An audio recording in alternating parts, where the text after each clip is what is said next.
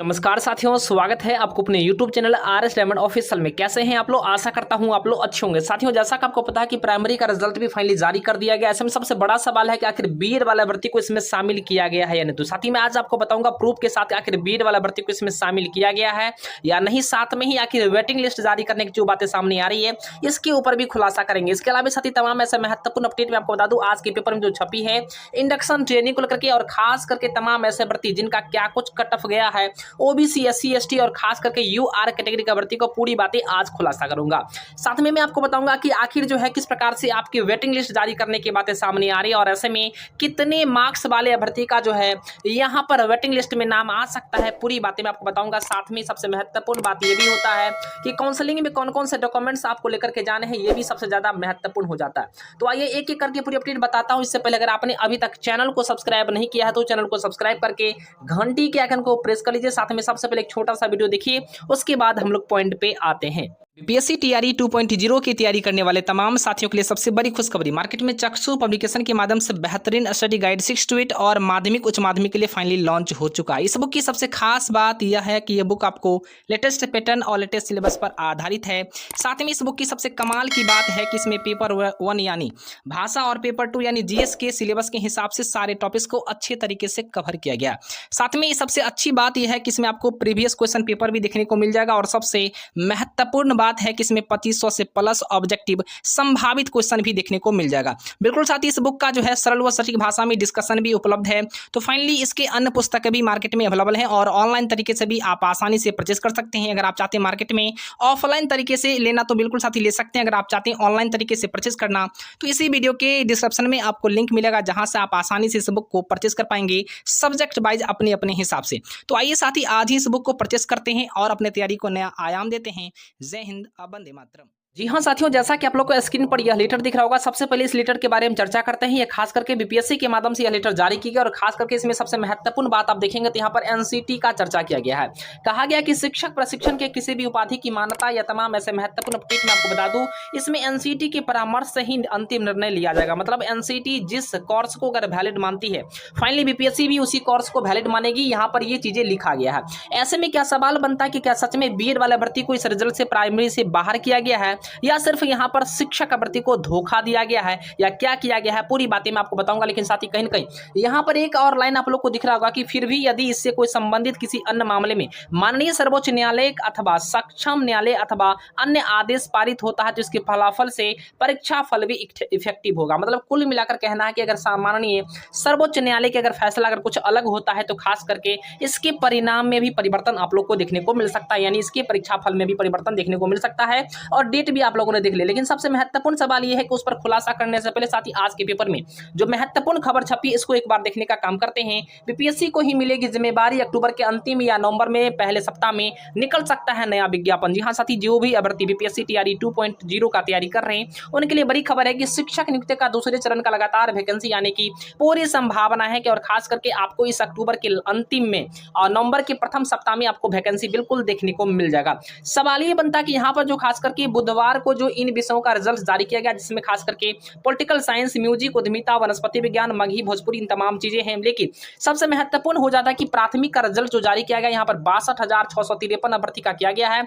लेकिन यहाँ पर कहीं ना कहीं अगर आप जनरल कैटेगरी का देखेंगे, ओबीसी SC ST का सबका देखेंगे तो यहाँ पर कैटेगरी वाइज यहाँ पर सीटों की संख्या के हिसाब से यहाँ पर रिजल्ट को प्रोवाइड किया गया है। ST के लिए यहाँ पर 501 सीटें हैं, SC के लिए 7,584 है। उसी प्रकार से यहाँ पर कमजोर वर्ग जो आर्थिक रूप से EWS के लिए 6,702 सीटें हैं।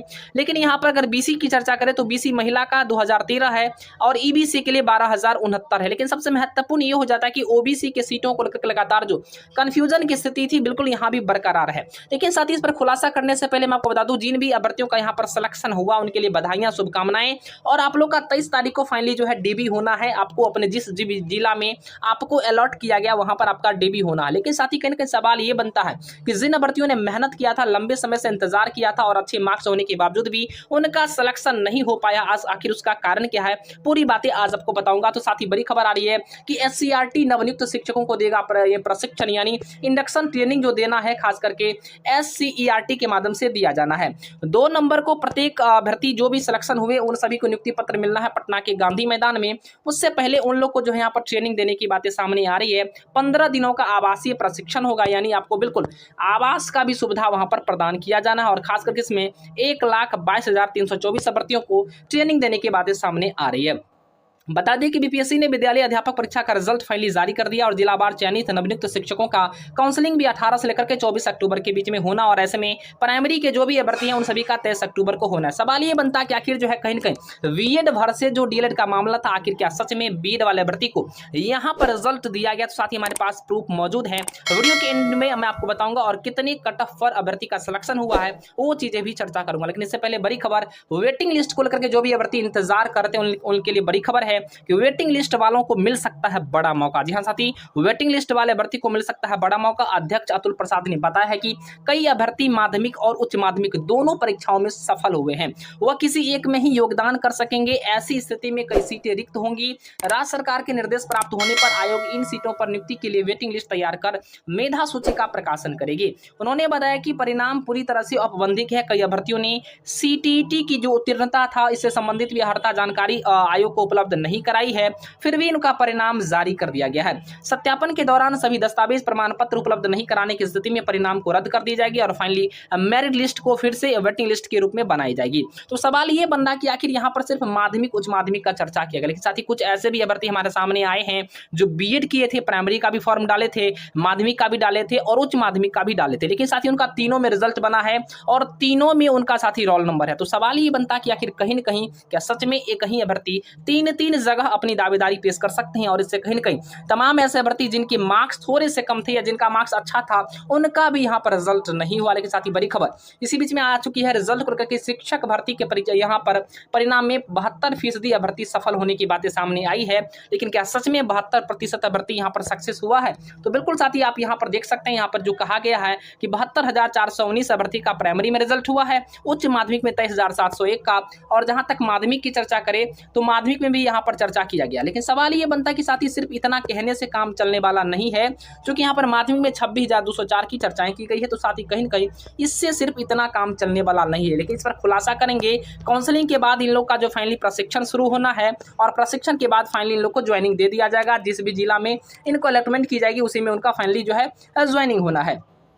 सवाल ये बनता है कि अतुल प्रसाद जी का एक बड़ा ट्वीट फिर से आ चुका है कि हम लाए हैं तूफान कश्ती निकाल के, इस राज्य की शिक्षा व्यवस्था को रखना मेरे सफल अभ्यर्थियों संभाल के। सभी सफल अभ्यर्थियों को बहुत बहुत बधाई और शुभकामनाएं। तो साथ ही इससे तो जाहिर होता है कि लगातार ये मेहनत की है, लेकिन कहीं ना कहीं जो लगातार शिक्षक अभ्यर्थी के साथ गलत हुआ है वह मैं आपको अब खुलासा करने वाला हूँ। सबसे पहले साथ ही इस एडमिट कार्ड को आप लोग देखिए, एडमिट कार्ड का रोल नंबर आप लोग को बिल्कुल दिख रहा होगा 62,67,38 है इसका रोल नंबर और खास करके इनका रजिस्ट्रेशन नंबर है। नाम नेहा कुमारी है, प्रदीप सिंह इनके फादर का नाम है।